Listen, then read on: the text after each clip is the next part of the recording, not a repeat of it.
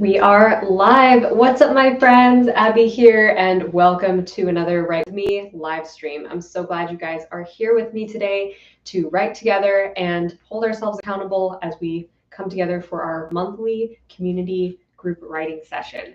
First things first, tell me if you can see me and hear me okay. Let's make sure the mic and camera are working well. And type in the chat and tell me where you're tuning in from and what you are working on today. I would love to hear where you're from and your work in progress. What genre is it? What medium is it? A lot of you guys are writing first drafts. Some of you are editing. Some of you are doing revisions. And some of you are writing stories in a totally different expression of story that is not maybe a novel or a short story. Maybe it's a screenplay. Maybe it's a video game. Maybe it's something totally different. We are all here together to cheer each other on and help each other stay accountable and show up to devote this creative time to ourselves. That's what these live streams are all about. It's not a competition. It's not a race. We're not trying to beat each other at a writing sprint. We are just here to hold each other accountable and to write more words together. So if that's something you're into, I'm super glad you joined today, and I'm really looking forward to making progress with you guys. Okay, I see writers joining. Awesome. From all over the world, it looks like. Sweet. Welcome, everybody. I see writers from Canada, Czech Republic, Norway, Czech Republic again. I see some high fantasy writers. Let's see, England, dystopian, second fantasy novel from Sweden.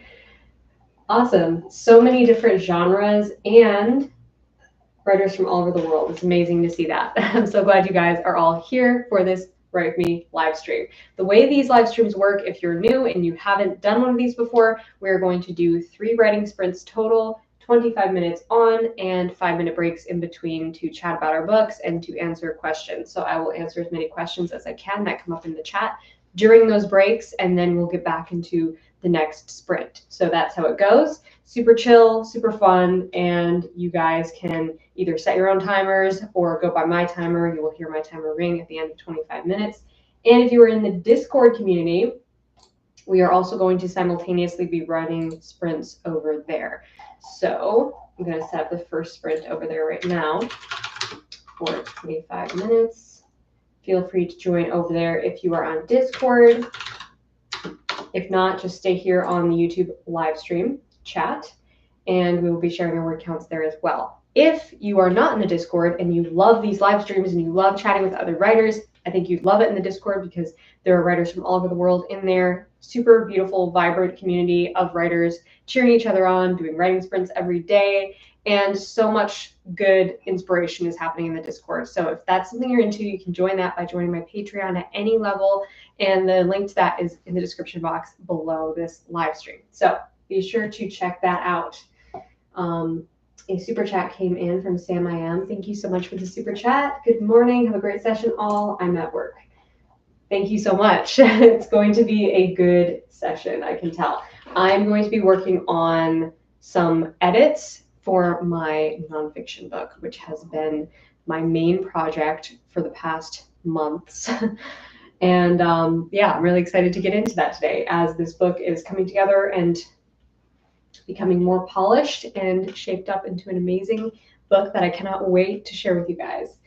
So that's what I'm going to be getting into today. And the sprint is beginning in Discord, so feel free to join over there if you haven't already. And we're going to get started here right now. I'm going to go ahead and set my timer and set my alarm to ring at 25 minutes. All right, let's go. Good luck, everyone.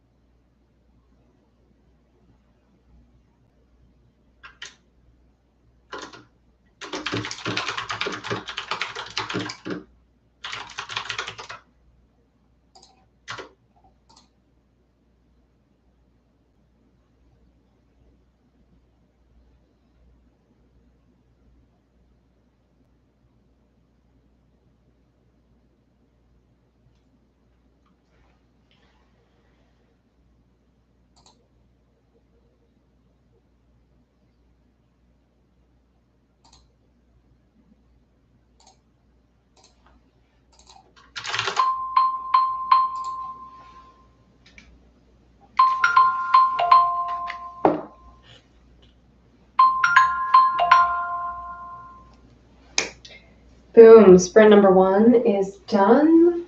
Type in the chat, tell me how it went.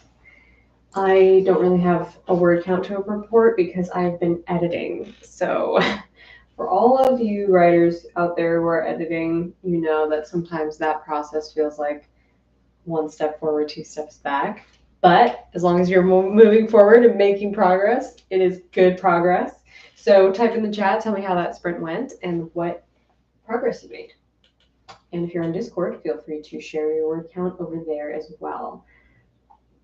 Let's see, I'm going to answer a few questions on this break, and then we're going to get into sprint number 2.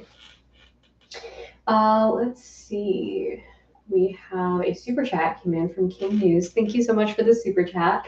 Hi, Abby. Any advice on writing 3 points of view with a love triangle? I'm writing a historical fiction set in World War II. By the way, hope there's a second book to The Otherworld. Well, thank you so much. I'm so glad you loved The Otherworld, and there may be a second book. I can't say anything right now, top secret, but yeah, stay tuned for that. But that sounds really cool. It sounds like a great premise. So you have a love triangle, you have 3 different points of view. For me, when I was writing The Otherworld, which also includes a love triangle, I wanted to just make sure that the love triangle felt earned and that there was like enough conflict for each character that there's no one character that you basically end up disliking. And that's what I found I love the most about love triangles at work, because some of them don't. Some of them are annoying and they're just like, you know, a very shallow plot of like the girl is kind of like has these 2 guys who are after her and like which one will she choose, and there really isn't much more conflict beyond that. But what I tried to do to challenge myself to do with The Otherworld is find a way for like each character's conflict to make so much sense and for you to care about each character's conflict to the point that there's like no perfect happy outcome to this situation. And of course, there's going to be some sort of outcome where you resolve the conflict, but there should be an element of you are, you know, tearing your reader's heart apart. You're really pulling at their heartstrings because they're rooting for all 3 of these characters. But of course, only 2 of these characters can be together. So just kind of finding the points of conflict where you can make each character lovable and make their conflict feel earned to the point that your reader is kind of rooting for all of them and doesn't want to see anybody get their heart broken. But of course, that's inevitable for at least one of your characters. Very good question, though. I wish you luck on your love triangle World War II romance. It sounds awesome. Fiona's Frenzy asked, what is your advice on writing multiple points of view in a book? I have a central main character, but I want to put in some side character points of view. I just don't know how or when. Okay, great question. What I like to do when I'm writing dual points of view is kind of outline the story in 2 different ways. So if I'm trying to figure out, okay, whose point of view is going to go where, I first take a look at my outline and I try to make like a bullet point outline for each character so that I can see both sides of the story from like 1,000-foot view. So for my first main character, I will just sketch out like what's their inciting incident, their impossible choice, their plot twist, their disaster, their aha moment, their climactic confrontation. It can literally just be like those 6 story beats. You don't even have to do every single story beat. And do that separate lists for both characters, or if you're doing more than 2 points of view, yeah, you didn't say how many. So it could be any number, okay? And then looking at those two bullet point lists side by side and seeing where can these merge, like where can, okay, this character has this inciting incident and this character has a different inciting incident. How can I naturally weave that into the narrative in a way that feels like a good flow, cause and effect? Maybe one character's inciting incident creates the other character's inciting incident. Okay, so just try to think outside the box with it, and also just get that 1,000-foot view of both characters' timelines is really what it is, side by side, and then just trust your intuition on like when I should switch. One question I usually ask myself when I'm trying to figure out what point of view to write next is, or like, okay, I'm approaching a scene with both characters in it and I could write it from either point of view. Which character is the most interesting to see this scene from? And a lot of times that will come, certain things will come into play for that, like which character knows the least about what's going on. Maybe a secret is about to be revealed that character A has known this whole time. Well, it'll probably be more interesting to see character B's point of view when that secret is revealed, because character A has known the secret the whole time. So character B is the one that's really going to have like this revelation moment here. So it would be more interesting to write that scene from character B's point of view. So just kind of testing those different options in your mind and trusting your intuition on it. That's what I tend to do when I'm trying to decide what point of view to write. Okay, I'm gonna grab one more question here. Abigail asked, how do you add more content to make your book longer without it feeling forced? I want to add value and I feel like any additional scenes will make my story not as impactful. Great question. When I want to add length to a book and make it more substantial, I tend to ask myself, how can I add or enhance a subplot or a side character's transformation? So some books won't have room for this, but some will. And you might find that your story is just kind of like bare bones, very focused on the main characters, which can be a really good thing. But if you feel like, okay, this needs to be longer, this needs to have more meat to it, maybe bring in some more side characters. You probably already have these side characters, but maybe they're not going on transformative journeys themselves. Maybe they're just kind of playing a role in the main character's story. Side characters and subplots is my favorite way to add depth and layers and more words to a book, because you can basically create a new plot, a new little plot line that's like running alongside your main character's plot, and you can just sprinkle in appearances of this plot. You don't even have to switch point of views. You can just show this plot progressing a little bit in each chapter, maybe every other chapter, maybe every 3 chapters. We visit this plot and we just see a little bit of progress being made. You'll be surprised by how much that adds up over time. And it's kind of cool because once you get to the end, in the climax, in the aha moment, you have this secondary plot where you have now added another layer of meaning and theme to your story that you didn't have before. So now your reader is left with the ability to ponder what that side character's journey was and what they went through and what they learned and how they changed. So it adds meaning. Like you're saying, you don't want to just add fluff. You don't want to add filler. Absolutely not. You want to add something that is going to bring more meaning to your story. So for me, that's always side characters and subplots. And I have videos on my channel about side characters and subplots. Definitely look those up on my channel. I also have a whole live training that you can watch on side characters, which is in my Patreon if you join at the live training level. And the link to that is below this video. Okay, let's get into our second sprint. I've been talking for way too long here. Reset your timers, and if you are in Discord, you can feel free to join over there as well. I'm going to join even though I don't have really a word count to share in Discord. Okay, so let's get started. Sprint number 2, let's go.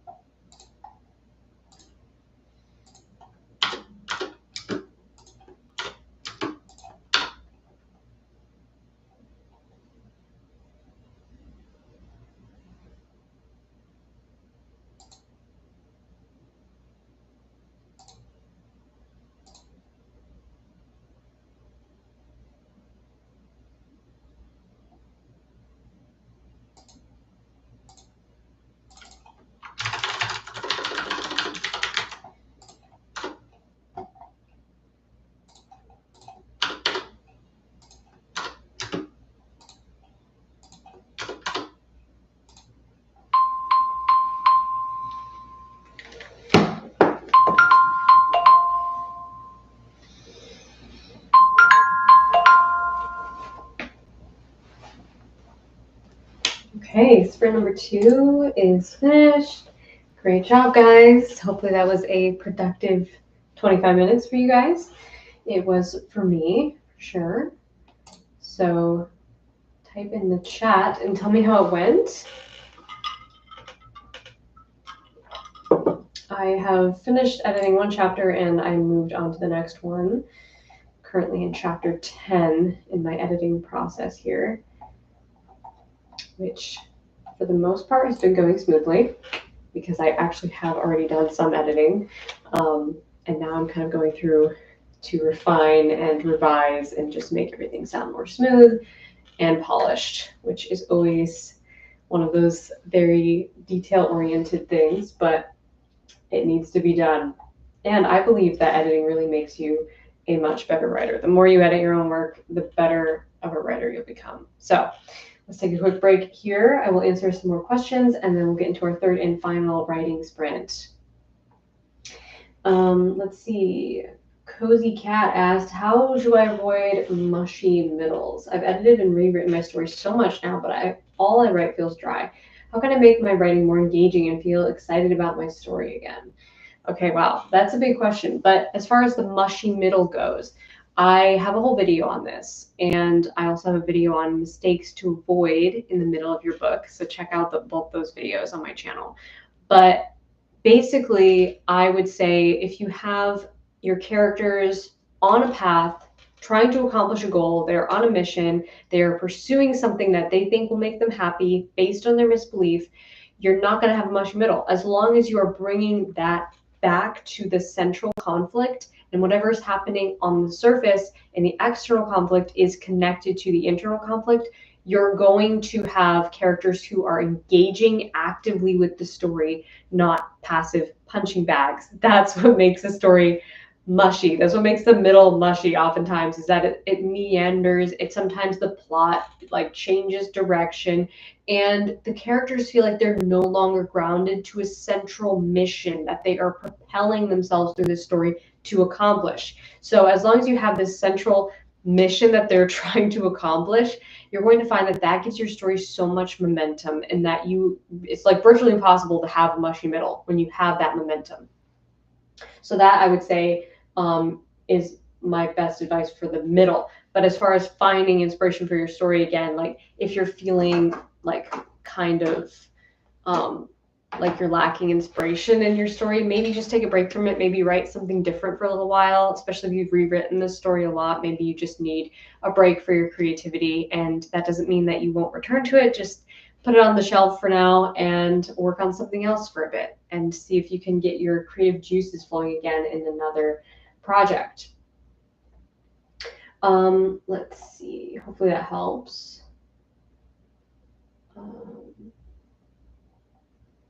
Annalise asked, I just finished my first draft for manuscript last month. I currently have beta readers reading it. Any advice on how to use their feedback to edit? Great question. So when it comes time to use beta readers' feedback, first of all, I recommend not having more than like 3 beta readers, because then you can have too much conflicting advice and not know what direction to take.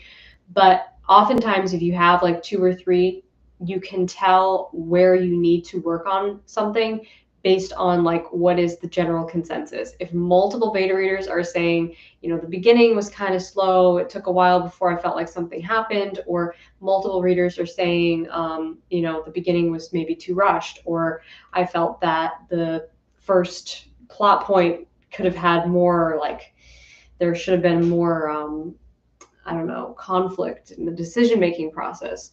Like if you find that multiple beta readers are giving you the same feedback, that is good indication of what you should change. If something's like, oh, well, this first person like hated the beginning, the second person loved the beginning, the third person, you know, thought that this part was, you know, needed help, then you might want to consider like just going with your own gut on what to implement there. Definitely don't take everybody's advice as like, this is absolutely is what needs to change, because every reader is different. Literally every reader is different, and what one person loves, another person might hate, and that doesn't mean it's a bad thing or a good thing. It's like, it's just not their cup of tea. It's not their ideal book. but it might be somebody's ideal book. So all that to say that go with like the general vibe, the general consensus. What are some things that come up over and over again? Those are things that are probably issues you should address. Conflicting opinions, maybe don't take those to heart too much. Let's see.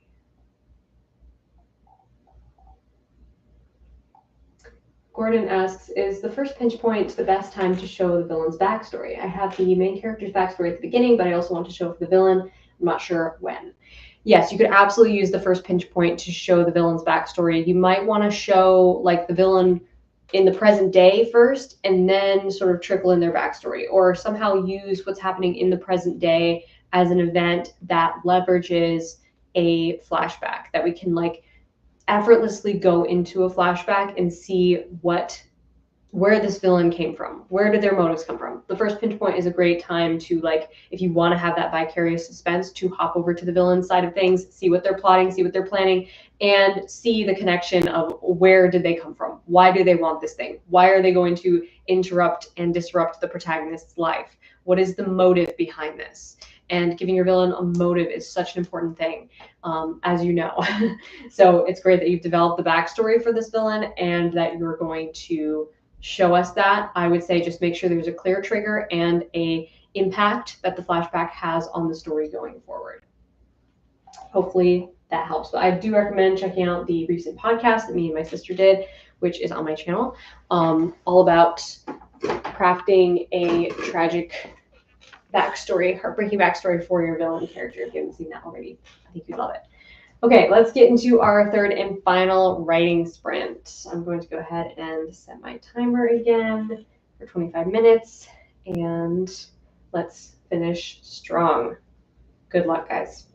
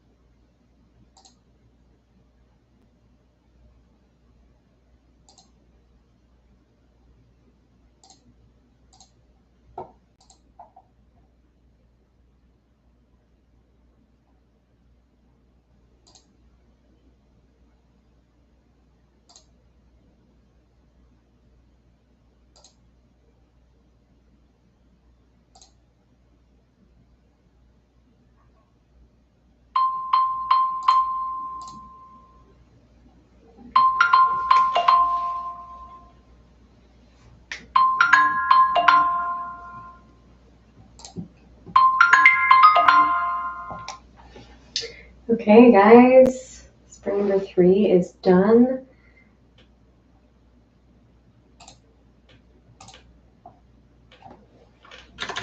Hopefully that was a productive sprint for you and a productive writing session on the whole. Tell me how it went in the chats. Hopefully you got a lot of writing done. I certainly got a lot of editing done, and I'm really happy with the progress I've made today and excited to continue this editing process and continue polishing this book and making it amazing. Another super chat came in from Sam I Am. Thank you so much for the super chat. Looking forward to the next Enneagram video and the rest. Yes, me too. Many of you guys have been asking me about the next Enneagram video, and it is coming soon. The whole Enneagram series is going to be like 1 video per month, so they're quite involved. A lot of research goes into each one, a lot of editing goes into each one, so I'm currently in the editing process of the Enneagram 2 video, so stay tuned for that. Be patient with me. It is coming. But definitely keep an eye out for that. Make sure you are subscribed because that video is coming soon and I'm excited to share with you guys. There was a super chat that came in earlier from Richard. Thank you so much. Any advice on how to end a chapter when all the main events of the chapter have already happened, but without it ending abruptly? I would say don't be afraid to end a chapter abruptly. Go to the video on my channel about chapter breaks, the Psychology of Powerful Chapter Breaks video. I posted it not long ago, and in that video I talk about how to use the open loop method, which I like to describe as sort of creating this question at the end of your chapter and leaving the ending of it sort of open that the next chapter makes the next chapter like all the more juicy and interesting, and we want to keep reading. We want that open loop. We don't necessarily want to answer all the questions in the end of a chapter. It's okay for a chapter to end abruptly and to make us eager to get into the next one. All better if you do that. So I would say don't worry about making a chapter end abruptly. If you feel like the events of the chapter have not been resolved, you can always use the next chapter to resolve those events. I would err on the side of making it more abrupt and keeping that open loop so that we can keep reading and keep wanting to just flip pages until the book is finished. That's what I like to aim for, and I think that you're on the right track with that. So hopefully that helps. Thank you for the super chat. Thank you all so much for the super chats that you gave today and for joining me for this writing session. I'm so glad that you could be a part of it. And if you enjoy this sort of thing, this community aspect of chatting with other writers and doing writing sprints, then I invite you to join my Patreon at any level so that you can get in the Discord community where we do writing sprints all the time. So if you want to check that out, click the link below this live stream description. Make sure you are subscribed to this channel because I have tons of new exciting videos coming out soon, including the Enneagram video, Enneagram 2. Super, super excited to share that one with you guys. Thank you so much for watching, for being here and being part of the community. I love you guys so much. I hope you have a wonderful rest of your day and happy writing. And as always, rock on.